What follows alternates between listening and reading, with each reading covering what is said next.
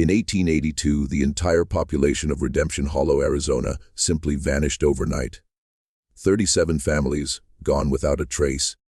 When territorial authorities finally investigated, they found something carved into the church's wooden communion table that made them seal all records for over a century. Tonight, we're revealing what they discovered in those underground chambers, and why the Sinclair family's version of salvation involved consuming more than just bread and wine. Before we continue with the story of redemption, Hollow and the dark secrets that fed beneath its pious surface, understand this: this channel isn't for everyone. It's only for those brave enough to confront the darkest chapters of American history that others refuse to tell. If you're one of the few who can handle these forbidden truths, hit that subscribe button and let us know in the comments what state you're listening from. This community is built for true seekers of hidden history, and we want to know where our fellow investigators are located. Now, let's descend into the shadows of Arizona territory, where salvation came at a price no soul should ever pay. The story begins not with screams or blood, but with the quiet desperation of faithful people seeking redemption in an unforgiving land. Redemption Hollow wasn't marked on most territorial maps, and for good reason. Nestled between the Superstition Mountains and the Salt River Valley, this settlement of barely 400 souls existed in the kind of isolation that breeds either saints or devils. Founded in 1847 by Ezekiel Sinclair, a self-proclaimed Methodist preacher fleeing some unnamed scandal in Missouri, the town attracted settlers who had their own reasons for disappearing into the desert. The truth about Ezekiel's Missouri departure would have shocked his Arizona followers had they known the details, carefully hidden in burned church records and unmarked graves. Reverend Ezekiel Sinclair had served the Harmony Methodist Church in Independence, Missouri for 7 years before theological differences led to his abrupt resignation. Those differences centered on his interpretation of communion, which had evolved from symbolic remembrance to something far more literal and disturbing. The final incident in Missouri occurred during the harsh winter of 1846, when several members of Ezekiel's congregation went missing during a prolonged blizzard. When their bodies were discovered the following spring, the local sheriff noted unusual markings consistent with deliberate butchery rather than animal predation. Ezekiel's explanation that desperate circumstances had forced faithful Christians to make unthinkable choices for survival satisfied neither civil authorities nor church leadership. His departure for Arizona territory preceded formal charges by mere weeks. The Sinclair family compound dominated Redemption Hollow like a fortress of faith, built from red sandstone quarried from nearby cliffs. The main church could hold the entire population, while the adjacent family residences sprawled across 3 acres, connected to the church by underground tunnels that Ezekiel claimed were necessary for private spiritual counseling. What the townspeople didn't know was that these tunnels led to chambers carved with meticulous care into the desert bedrock, creating a labyrinth designed for purposes that would make Spanish Inquisition dungeons seem merciful. The construction of these underground facilities began during Redemption Hollow's first winter, when Ezekiel convinced his followers that protection from Apache raids required reinforced shelters beneath the church. Working in shifts to maintain secrecy, teams of men excavated tons of rock and sand, creating chambers connected by narrow passages that could be sealed from the inside. The official purpose was community defense. The actual design facilitated imprisonment, torture, and disposal of human remains with industrial efficiency. Ezekiel's wife, Miriam, bore him 7 children. But it was their eldest son, Jeremiah, who inherited both his father's magnetic presence and his hunger for absolute control. Even as a child, Jeremiah displayed an unsettling combination of intelligence and cruelty, organizing elaborate games among the settlement's children that invariably ended with someone being punished for imaginary transgressions. By adolescence, he'd begun assisting his father with special counseling sessions in the underground chambers, showing an intuitive understanding of psychological manipulation that impressed even Ezekiel. By 1855, when Ezekiel died under mysterious circumstances, some said poison, others claimed divine judgment, Jeremiah had already established himself as the settlement's spiritual and temporal leader. At 26, he possessed the kind of dark charisma that could make murder sound like mercy, backed by an organizational mind that transformed his father's sporadic violence into systematic elimination of threats to Sinclair authority. The population of Redemption Hollow consisted primarily of failed prospectors, widowed homesteaders, and religious refugees from various Eastern denominations. They came seeking gold or God, often settling for survival. The Apache raids of the 1850s had left many families broken, desperate for protection that only the Sinclairs seemed capable of providing. What they received instead was subjugation disguised as salvation, enforced through a combination of economic dependence and carefully orchestrated terror. Jeremiah's interpretation of Methodist doctrine bore little resemblance to Wesley's teachings. He preached that sin was a physical contamination that could only be purged through increasingly extreme acts of penance. Minor transgressions required public confession and fasting. More serious sins demanded isolation in the purification chambers beneath the church. But for those guilty of what Jeremiah deemed abominations against the divine order, only complete spiritual cleansing could save their souls, and the souls of the entire community. The town's economy depended entirely on the Sinclair family's mysterious wealth. They owned the general store, the grain mill, and the only well that never ran dry, even during the worst droughts. Jeremiah claimed this prosperity was proof of divine favor. But the source of their capital remained carefully hidden. Property deeds and business records showed a pattern of acquisitions that coincided precisely with the disappearances of previous owners, suggesting that murder had been profitable as well as spiritually satisfying for the Sinclair family. October 13, 1858, a date that would forever divide Redemption Hollow's history into before and after. Thomas Crawford, a traveling merchant from Tucson, arrived with a wagon full of supplies and questions that should have remained unasked. Crawford had been trading throughout the territory for 15 years, and he possessed the kind of practical skepticism that comes from seeing humanity at its worst. He noticed things others missed, and what he noticed in Redemption Hollow filled him with unease. Crawford's practiced eye immediately detected the subtle signs of a community living under systematic oppression. The settlement seemed prosperous enough, but he observed children who flinched when adults spoke too loudly, women who hurried past the church with downcast eyes, and men whose conversations ceased abruptly whenever strangers approached.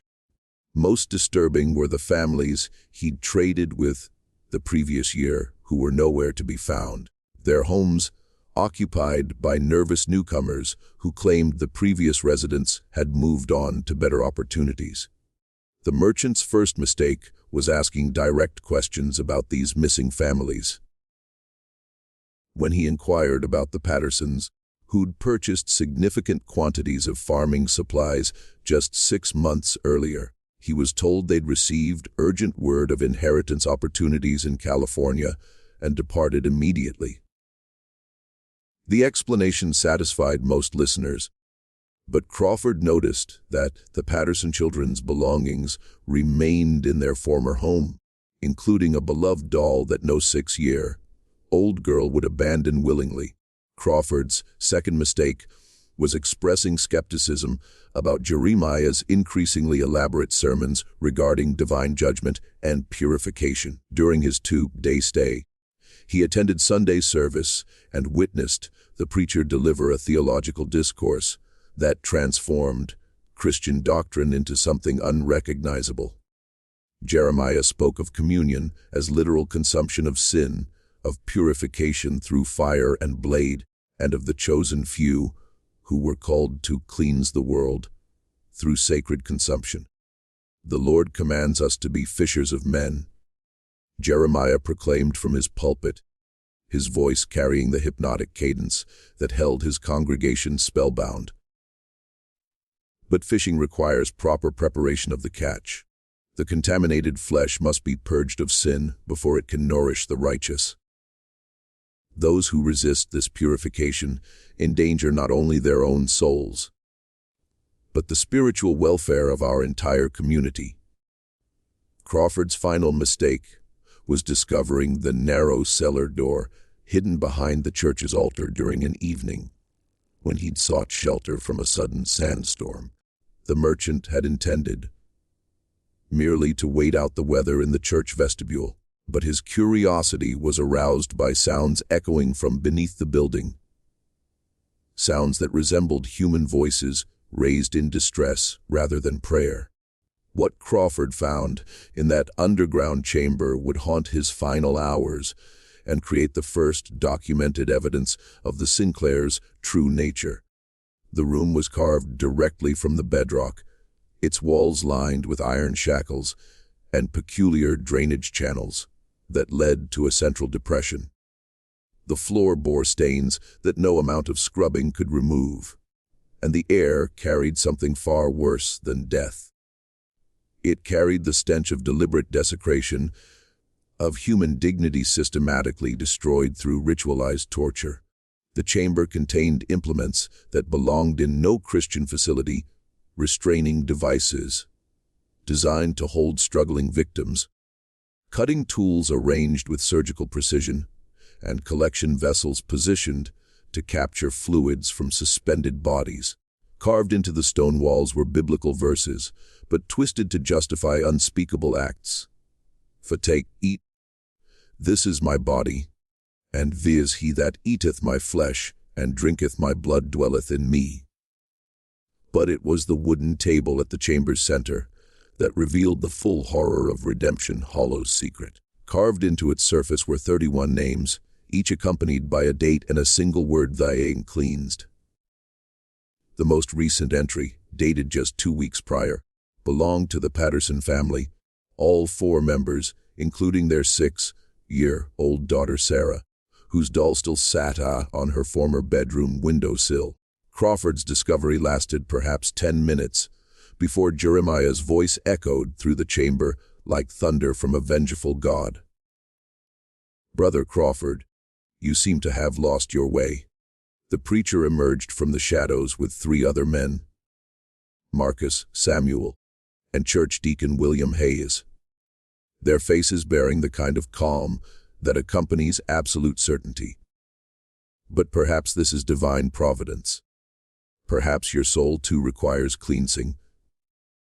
The merchant tried to flee, but the underground passages formed a maze designed to prevent escape. His captors pursued him through tunnels that connected to chambers, even more horrifying than the first, including preparation rooms where human remains were processed with the same care other communities applied to livestock slaughter.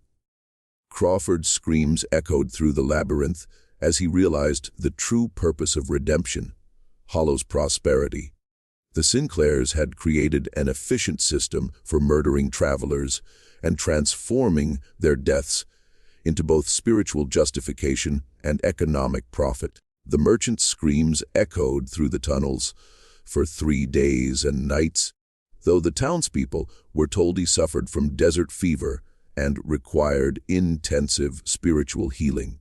Those brave enough to pass near the church during those October nights reported hearing sounds that no human throat should make, punctuated by Jeremiah's voice reading scripture in languages that predated Christianity, mixed with what sounded like surgical procedures conducted without anesthesia.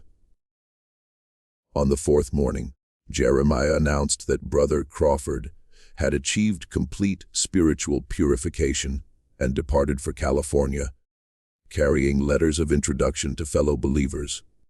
His wagon and horses were seen leaving town just after dawn, driven by a figure bundled against the morning chill. But Sarah Mackenzie, whose insomnia had her watching from her kitchen window, swore the driver's movement seemed wrong somehow, too stiff, too deliberate, like a marionette controlled by unseen strings.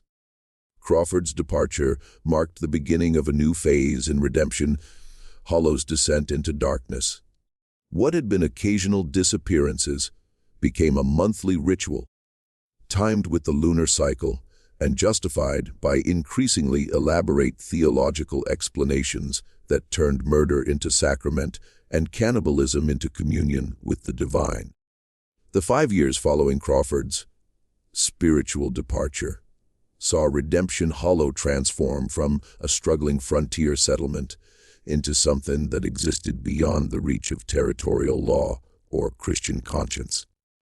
Jeremiah's power grew with each missing soul, his sermons evolving into mesmerizing displays of theological manipulation that convinced his followers they were participants in divine justice rather than witnesses to systematic murder. The Sinclair family expanded their influence through carefully orchestrated marriages and strategic adoptions. Jeremiah took 3 wives in succession, each meeting mysterious ends after bearing him children who inherited his magnetic presence and moral flexibility. His siblings, Marcus, Ruth, Rebecca, and young Samuel, formed an inner circle of absolute loyalty, each managing different aspects of what outsiders might call a criminal enterprise, but they considered sacred duty. Marcus, the eldest brother at 34, oversaw the trials that determined which settlers required spiritual cleansing. These proceedings took place in the main church during new moon nights, when darkness concealed the participants' faces and muffled their voices. The accused, always newcomers or those who questioned established authority, faced charges ranging from adultery and theft to the more nebulous crimes of spiritual contamination and divine rebellion. The trials followed a perverse parody of legal procedure that gave legitimacy to predetermined conclusions. Marcus served as prosecutor, presenting evidence that was invariably fabricated, but delivered with the conviction of absolute truth. Witnesses testified to sins they claimed to have observed, usually in dreams or visions that revealed the accused's hidden corruption. The jury consisted of church members whose own survival depended on their willingness to condemn others, creating a system where mercy was literally a death sentence for those who showed it. Ruth, now 28 and possessed of an accountant's mind for detail, managed the practical aspects of disappearances. She ensured that missing persons had believable cover stories, that their possessions were redistributed in ways that strengthened community dependence on Sinclair generosity, and that any documentation of their existence was systematically destroyed. Ruth maintained ledgers tracking each cleansing, with the same precision other women applied to household budgets, recording not only names and dates, but also the practical yield from each victim's property and personal effects. Her records revealed the industrial efficiency of the Sinclair operation. Each disappearance was preceded by weeks of careful observation to determine the victim's social connections, financial resources, and potential for resistance. Families with children were targeted during school periods, when the young ones could be easily controlled. Single adults were preferred during winter months, when travel explanation seemed most plausible. Even the timing of departures was calculated to coincide with stagecoach schedules and seasonal migration patterns. Rebecca, The youngest daughter at 25 served as the family's spiritual interpreter, crafting theological justifications for increasingly extreme acts. She claimed to receive divine visions that revealed the hidden sins of community members and the specific purification rituals required for their salvation. Her prophecies always seemed to target those who possessed valuable property or posed potential threats to Sinclair authority. But her delivery was so compelling that even skeptics found themselves questioning their doubts. Rebecca's theological innovations transformed cannibalism from desperate survival into sacred communion. She preached that consuming the flesh of the spiritually contaminated allowed the righteous to absorb and neutralize their sins, preventing the spread of corruption throughout the community. This doctrine justified not only murder, but the careful preparation and distribution of human remains as sacred elements in monthly covenant meals that bound the entire settlement in shared guilt. Young Samuel, barely 14 when Crawford disappeared, showed the most disturbing aptitude for the family's dark calling. While his older siblings managed the logistics of murder, Samuel displayed an intuitive understanding of psychological manipulation that allowed him to identify potential victims weeks before formal accusations began. He possessed his father's charisma without the pretense of moral struggle, embracing evil with the pure enthusiasm of youth uncorrupted by conscience or doubt. Samuel's specialty was recruiting children into the family's inner circle through a combination of bribery, threats, and careful grooming that normalized violence as divine service. He organized youth activities that included mock trials and punishment ceremonies, teaching the settlement's children to view suffering as necessary purification and to report suspicious behavior among their own families. By 1865, Samuel commanded a network of juvenile informants who provided detailed intelligence about every household in Redemption Hollow. The underground chambers beneath the church expanded during this period, creating a labyrinth of purification rooms designed for different types of spiritual cleansing. Some chambers contained only shackles and drainage channels for traditional interrogation and execution. Others held more specialized equipment for extracting confessions or prolonging suffering in the name of thorough soul cleansing. The newest additions included preparation facilities, where human remains were processed for consumption, equipped with cutting tables, preservation equipment, and cooking facilities that would have impressed professional butchers. But it was the covenant chamber that revealed the full extent of Redemption Hollow's corruption. Here the Sinclairs practiced their most blasphemous innovation, the transformation of murder victims into communion elements for their monthly covenant meals. What began as symbolic cannibalism evolved into literal consumption justified by twisted interpretations of Christ's sacrifice and the need for complete spiritual unity among the faithful. The monthly covenant meals became elaborate ceremonies that combined religious ritual with community feast. Jeremiah would begin with sermons explaining the theological necessity of consuming sin through the flesh of the contaminated, while Ruth supervised the preparation of sacred elements in the underground kitchens. Rebecca led prayers of gratitude for the souls whose sacrifice enabled the community's purification, and Samuel organized the younger participants to ensure their enthusiastic participation. The territorial authorities received occasional reports about missing persons in the Redemption Hollow area, but these investigations invariably concluded with the same findings. People moved frequently on the frontier. Arizona record keeping was poor, and Apache raids accounted for many disappearances. The Sinclairs' careful documentation of each victim's departure and their generous contributions to territorial officials ensured that deeper inquiries were politely discouraged. By 1870, Redemption Hollow had achieved an equilibrium of terror that satisfied both the Sinclairs' appetites and the community's need for survival. The settlement prospered economically, its population remained stable through carefully managed recruitment, and its reputation as a model Christian community attracted positive attention from territorial officials who valued any success story on the challenging Arizona frontier.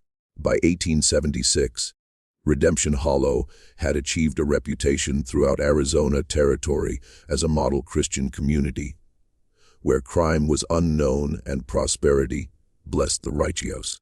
Travelers praised the settlement's hospitality and the Sinclair family's charitable work among struggling pioneers.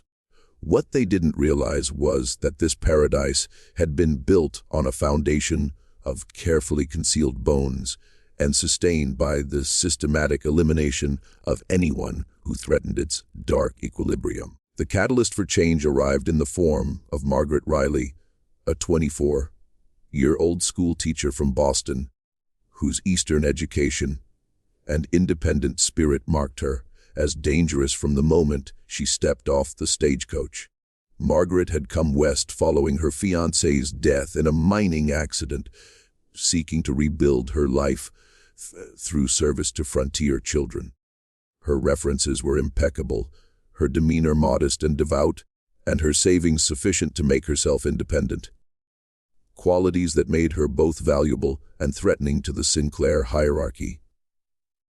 Jeremiah, now 53 and bearing the bloated confidence of a man who'd never faced consequences for his actions, initially viewed Margaret as an opportunity rather than a threat.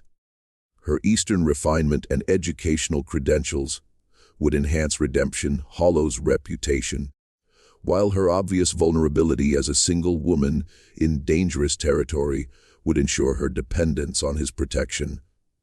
What he failed to recognize was the steel beneath her proper Victorian exterior and the analytical mind hidden behind her gentle demeanor. Margaret's first weeks in Redemption Hollow passed without incident. She established her school in the church's upper room, taught reading and arithmetic to 37 children, and attended Sunday services with appropriate reverence. But her training in rational inquiry and her natural empathy for suffering made her notice discrepancies that longtime residents had learned to ignore. The children spoke of missing playmates with a matter of fact acceptance that chilled her. When she asked about the Morrison boy, who'd apparently vanished the previous spring, her students explained that he'd been called home to Jesus during a special purification ceremony. Similar explanations accounted for the absence of other children, always following some period of behavioral problems or family difficulties. More disturbing were the subtle signs of malnutrition and psychological trauma among her students. Despite Redemption Hollow's apparent prosperity, many children bore the hollow-eyed look of chronic hunger. They flinched at sudden movements, spoke in whispers even during recreational activities, and displayed an unnatural fear of authority figures. Several bore poorly healed injuries that suggested systematic abuse disguised as religious discipline. Margaret's methodical mind began cataloging these observations in a private journal, initially intending to document the challenges of frontier education for potential publication. But as patterns emerged, her academic exercise transformed into criminal investigation. The monthly covenant meals that followed each new moon, the families that vanished completely, leaving behind only explanations of urgent departures, the underground chambers that children mentioned in frightened whispers before being silenced by older siblings. Her first direct confrontation with the settlement's true nature came during her third month in Redemption Hollow, when the Hendricks family disappeared overnight. John Hendricks had questioned Jeremiah's interpretation of Scripture during a Sunday service, suggesting that Christ's message emphasized forgiveness rather than punishment. The theological debate continued after service, with Hendricks citing chapter and verse to support his position, while Jeremiah's responses grew increasingly heated. 3 days later, neighbors found the Hendricks homestead abandoned with signs of hasty departure, but no indication of their destination. Jeremiah announced that the family had received urgent word of inheritance opportunities in California and departed immediately to avoid losing their claim. Their property, naturally, would be held in trust by the church until their return. Margaret knew the Hendricks family personally. She taught their 3 children and had taken Sunday dinner with them just days before their departure. She also knew that John Hendricks had recently broken his leg in a farming accident and could barely walk, let alone undertake a journey to California. When she expressed these concerns to other community members, she was met with nervous silence or gentle suggestions that Eastern ladies sometimes misunderstood frontier realities. Margaret's investigation might have ended with cautious speculation, if not for the discovery that transformed her from curious observer to desperate fugitive. While organizing her classroom, after a particularly difficult day, with increasingly frightened students, she knocked over a loose floorboard that revealed a child-sized hiding space beneath. Inside, wrapped in oilcloth and hidden with the desperate care of someone expecting death, was a journal belonging to 12-year-old Billy Morrison, the boy whose disappearance her students had explained with such disturbing acceptance. Billy's journal chronicled his growing awareness of redemption, Hollow's true nature, with the brutal honesty that only children possess.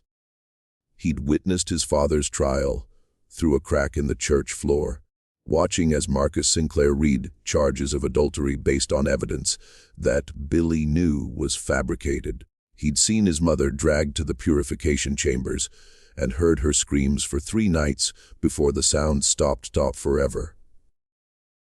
Most horrifically, he'd watched through his bedroom window as figures moved between the church and cemetery, in the dark hours before dawn, carrying bundles that were too large to be supplies and too carefully handled to be anything but human remains.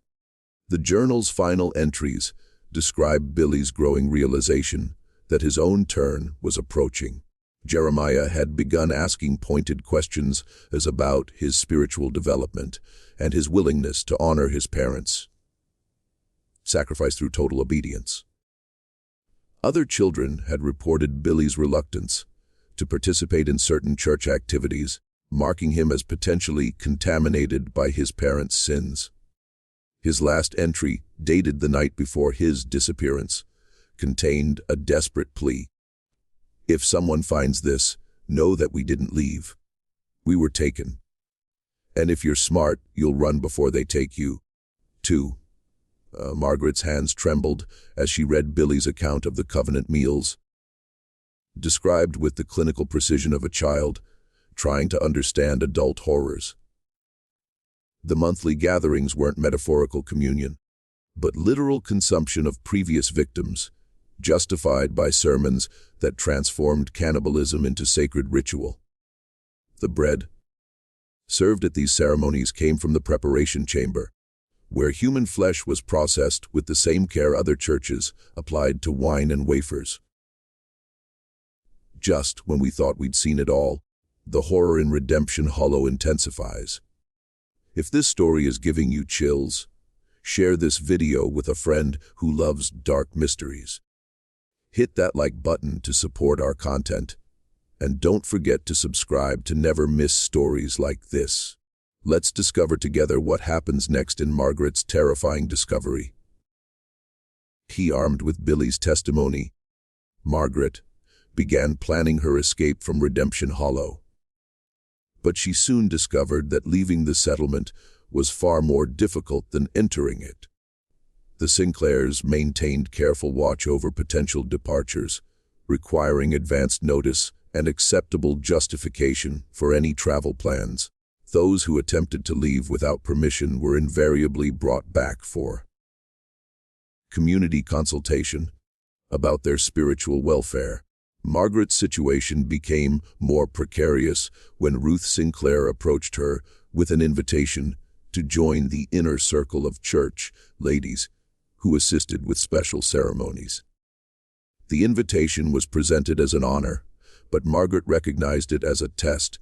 Her acceptance would grant her access to the full truth about redemption, Hollow's practices, but it would also make her complicit in murders she couldn't prevent or escape. The October Covenant meal approached like an execution date. Margaret knew she had perhaps days before her refusal to participate marked her as spiritually contaminated and therefore eligible for purification. Her desperate search for escape routes led her to explore the settlement's outer boundaries, where she made a discovery that revealed the true scope of the Sinclair's crimes. Hidden in a box canyon 3 miles from town, Margaret found what could only be described as a charnel house disguised as a sacred grove. Dozens of skulls lined carefully constructed stone shelves, each bearing carved inscriptions that included names, dates, and spiritual assessments. The remains showed signs of careful preparation. Bones cleaned and sorted, some showing knife marks consistent with deliberate dismemberment. But it was the central altar that revealed the industrial scale of redemption. Hollow's cannibalistic practices. The stone surface bore permanent stains and fixtures designed to facilitate the efficient processing of human remains. Channels directed fluids to collection vessels, while specialized tools lay arranged with the precision of a surgeon's instruments. This wasn't the site of occasional ritual murder, but of systematic human harvest conducted with business-like efficiency. Margaret's final night in Redemption Hollow began with the sound of approaching footsteps and the certain knowledge that her investigation had been discovered. Through her cabin window, she could see torches moving through the settlement like hunting wolves, while Jeremiah's voice echoed from the church bell tower, calling the faithful to participate in an emergency purification ceremony. The target of their spiritual attention wasn't mentioned by name, but Margaret knew she was the evening sacrifice to their perverted vision of divine justice. The confrontation that would either save Margaret Riley or add her name to the wooden communion table began at midnight on October 30th, 1876, when the last rational soul in Redemption Hollow barricaded herself in the schoolhouse and waited for the inevitable assault. Through the windows, she could see the entire settlement moving with the coordinated precision of a predatory pack, their torches creating a ring of light that gradually contracted around her refuge like a noose tightening around condemned flesh. Jeremiah's voice boomed across the settlement, no longer bothering with the pretense of reasonable discourse. The mask of benevolent spiritual authority had fallen away completely, revealing the megalomaniacal cannibal who had spent decades justifying murder as divine service. Sister Riley, your pride has poisoned this holy community for too long. But our merciful God offers redemption even to the most corrupted souls. Come forth willingly, and your purification will be swift. Resist, and we shall be forced to extract the contamination slowly, as befits such stubborn sin. Margaret had used her final hours of freedom to document everything she'd learned about the Sinclair family's crimes, creating multiple copies of Billy Morrison's journal and her own observations. She'd hidden these documents throughout the schoolhouse and buried additional copies in locations around the settlement. Hoping that if she couldn't escape to carry the truth beyond Redemption Hollow's borders, perhaps evidence would survive to expose the horror when outsiders eventually investigated her disappearance. Her response to Jeremiah's ultimatum echoed through the settlement with the clear diction of a trained educator addressing particular desperately stubborn students. I know what you are, Jeremiah Sinclair. I know about the 37 souls whose names are carved in your chamber of horrors. I know about Billy Morrison, the Hendricks family, Thomas Crawford, and all the others you've murdered and consumed in your blasphemous ceremonies. And I know that God's true judgment awaits you, not in your perverted rituals, but in the eternal damnation reserved for those who corrupt His word to justify their cannibalistic appetites. The attack began with false offers of mercy and escalated to threats of communal punishment.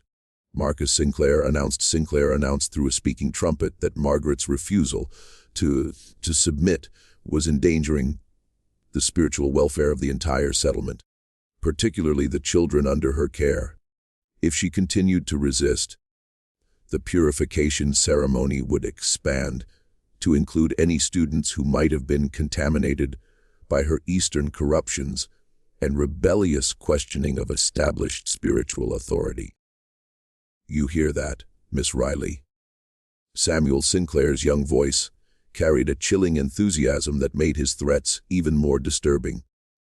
Little Emma Patterson is standing right here beside me, and she's crying because she's afraid you've made her soul dirty with your wicked thoughts. Don't you think she deserves to be cleaned properly? We could start with her if you prefer. Children purify so much faster than stubborn adults.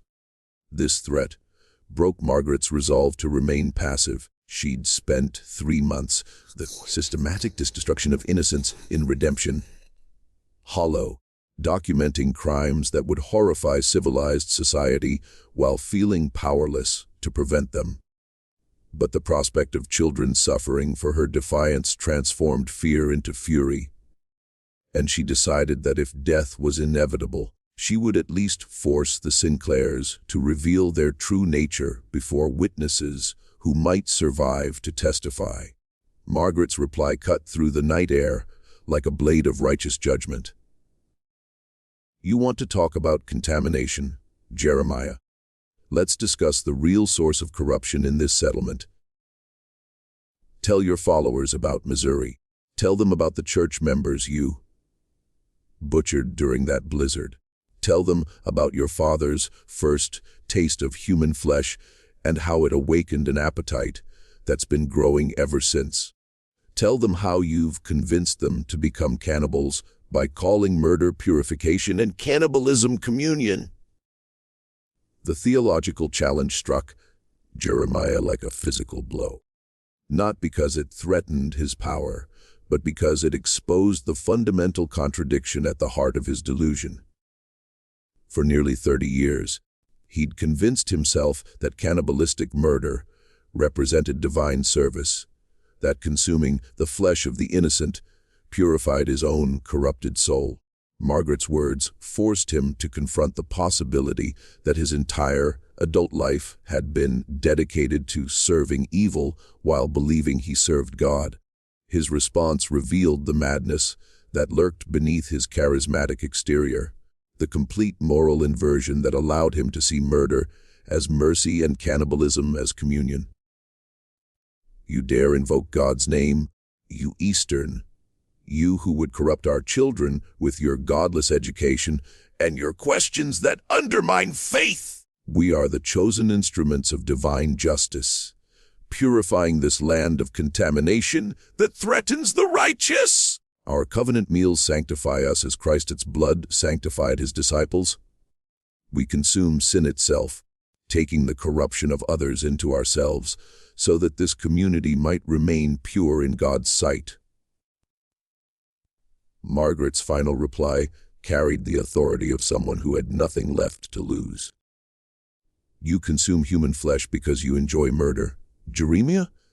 Everything else is just the lie you tell yourself to sleep at night. But I wonder, do you really sleep, or do you lie awake hearing the screams of 37 innocent souls demanding justice from a God who sees everything you've done? The assault on the schoolhouse began with systematic destruction rather than direct attack. The Sinclairs had learned that gradual psychological pressure often broke resistance more effectively than immediate violence, and they wanted Margaret alive and cooperative for the special purification ceremony they'd planned. They set fire to Margaret's personal belongings outside the windows, destroyed the school supplies she'd brought from Boston, and began killing livestock within her sight while describing in explicit detail what they planned to do to her body once she surrendered. Ruth Sinclair's voice joined the psychological torture with the cold precision of an accountant calculating assets. "We've already prepared the purification chamber for you, Margaret. The restraints are sized specifically for your delicate Eastern frame, and we've sharpened the knives to ensure clean cuts. Your meat will feed this community for weeks, and your bones will join the others in our sacred grove. Your sacrifice will nourish the righteous and cleanse your corrupted soul." But Margaret had spent her final hours preparing more than written testimony. Her Eastern education included practical skills that frontier communities rarely expected in refined ladies, including knowledge of chemistry, acquired through her father's medical practice. The lamp oil and cleaning supplies in the schoolhouse, combined with materials from her science demonstration kit, provided everything needed to create weapons more dangerous than anything the Sinclairs expected from a Boston school teacher. The explosion that shattered the October night transformed Redemption Hollow's careful choreography of terror into chaos. Margaret's improvised bomb destroyed the church's bell tower and set fire to the wooden sections of the main building, while the sound of the blast carried 4 miles across the desert, alerting distant settlements that something catastrophic had occurred in their peaceful neighbor community. In the confusion of flame and smoke, Margaret escaped through a basement window she'd prepared earlier, carrying her documentation and heading for the hidden canyon where she knew territorial authorities would eventually find evidence of the Sinclairs' crimes. The gunshot that caught her in the shoulder came from Samuel Sinclair, who'd anticipated her escape route with the intuitive cunning that made him the most dangerous member of his family.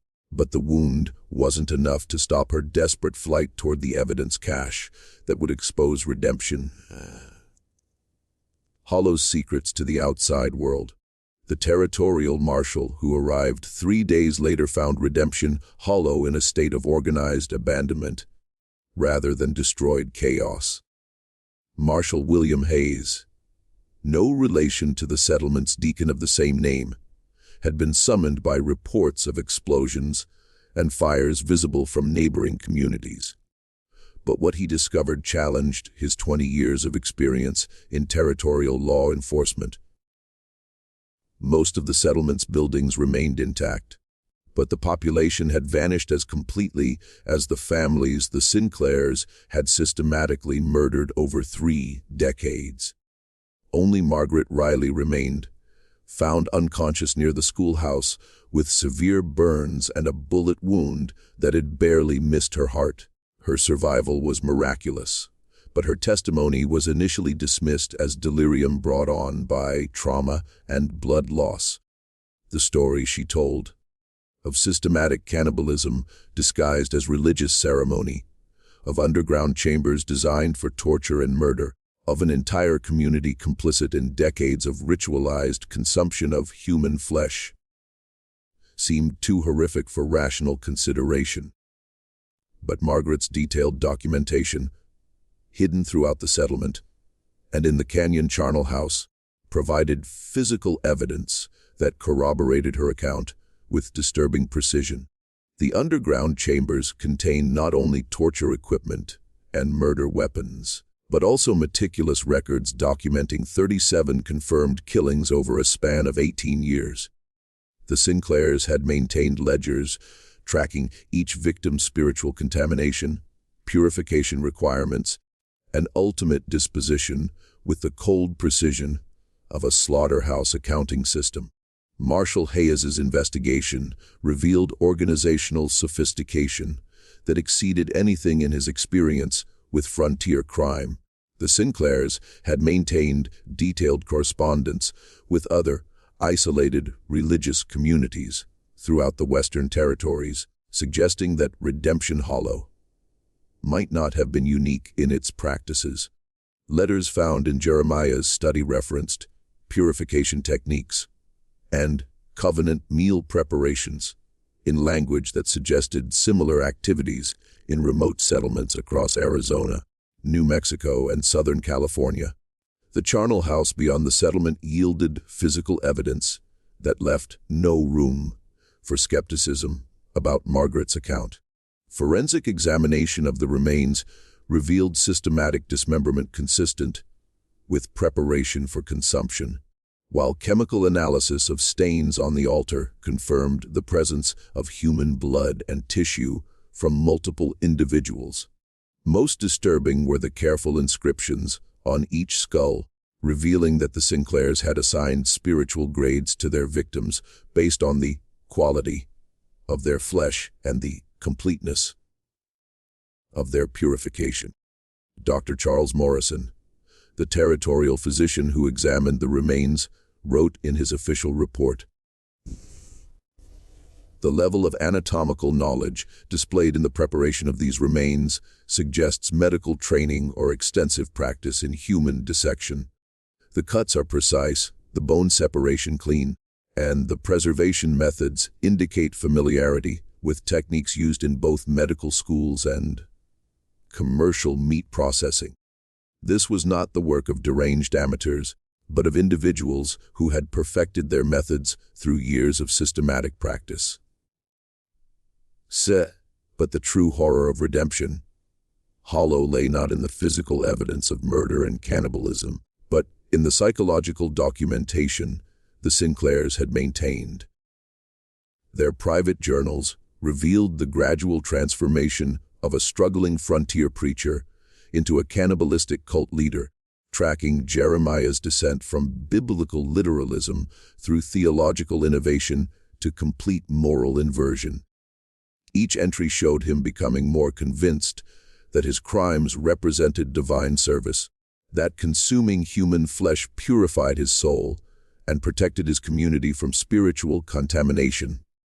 Rebecca Sinclair's theological writings were particularly disturbing, containing detailed justifications for cannibalism that drew from ancient pagan traditions, medieval heretical texts, and twisted interpretations of Christian communion. Her work revealed extensive research into historical precedents for ritualized cannibalism, suggesting that the Sinclairs had deliberately sought out and adapted practices from cultures that viewed human consumption as sacred duty rather than criminal act.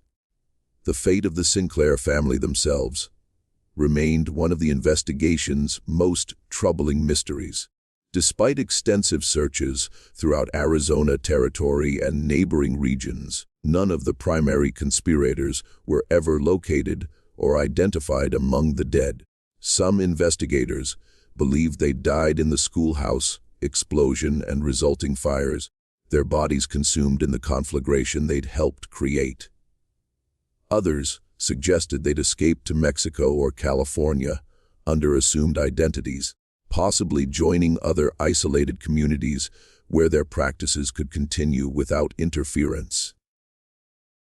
The most disturbing theory, supported by Margaret's testimony about their final conversations and the correspondence found in their papers, was that they'd retreated deeper into their desert to establish a new settlement where their practices could continue without the complications of territorial oversight. Several reports from Apache scouts described abandoned mining camps that showed signs of recent occupation and disturbing modifications to existing structures, including underground chambers similar to those found in Redemption Hollow. Marshall Hayes tracked these leads for months, but the vastness of the territory and the Sinclairs' apparent skill at concealment made capture impossible. His final report concluded, The Sinclair family has demonstrated an ability to establish and maintain a criminal enterprise of unprecedented sophistication and horror. Their escape suggests advanced planning and resources that exceed typical frontier capabilities. All territorial authorities should be alert for similar patterns of settlement establishment, community isolation, and suspicious disappearances that might indicate the re-establishment of their practices elsewhere. Margaret Riley survived her injuries, but never fully recovered from her experiences in Redemption Hollow. The physical wounds healed within months, but the psychological trauma of witnessing systematic cannibalism disguised as religious worship haunted her for the remainder of her life. She returned to Boston, where she spent decades working with charitable organizations dedicated to protecting children from religious abuse and helping law enforcement agencies recognize the warning signs of cultic manipulation. Her detailed account of the Sinclair family's crimes became a confidential document within territorial and later federal law enforcement, cited in training materials about cult behavior and used to identify similar patterns in other isolated communities. The case file remained classified for over 50 years, released only after researchers studying religious extremism in the American West petitioned for access to historical documents that might help understand the psychological mechanisms that enable systematic atrocity within religious communities. The settlement of Redemption Hollow was officially disbanded, its buildings left to decay in the desert heat, while its land was declared unsuitable for development.